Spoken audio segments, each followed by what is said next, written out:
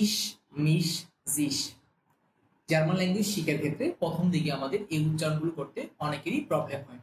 আজকে আমরা দেখব খুব ইজিলি কিভাবে আমরা এই উচ্চারণগুলি প্রপারলি করতে পারি। তো হচ্ছে ফার্স্টে আমরা হি বলবো। হি, হি, হি বলার সময় জিহ্বার অগ্রভাগ তালুর সাথে লাগানো ট্রাই করব। হি, হি। এবার হচ্ছে তার শেষে একটা সফট এস যুক্ত করব, হিস, হিস। এবার হচ্ছে সামনে আমরা ই প্লেস করে দিই, ইস, মিশ, জিস। আমরা আরেকবার বলি, ইস, মিশ, জিস।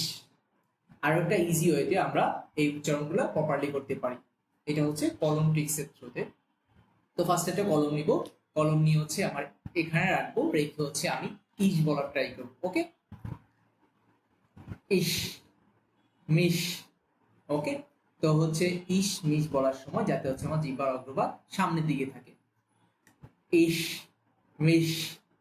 ওকে, তো এটা হচ্ছে আমাদের প্রপারলি উচ্চারণ করতে পারবো। আমরা হচ্ছে এই ট্রিক্স ব্যবহার করে উমলাউটের ও এবং উমলাউটের ও বলতে পারি।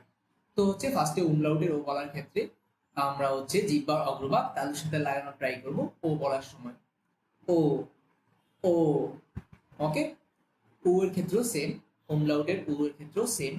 ও বলার সময় জিহ্বার অগ্রভাগটা তালুর সাথে লাগানোর ট্রাই করব, উ, উ। ওকে, অথবা আমরা কলম ট্রিক্সের থ্রুতে হচ্ছে আমরা হচ্ছে কলম ট্রিক্সের থ্রুতেও ইজিলি করতে পারি, ও, উ, ও, উ। ওকে, তো এইভাবে হচ্ছে আমরা খুব ইজিলি প্রপারলি উচ্চারণ করতে পারি। ধন্যবাদ।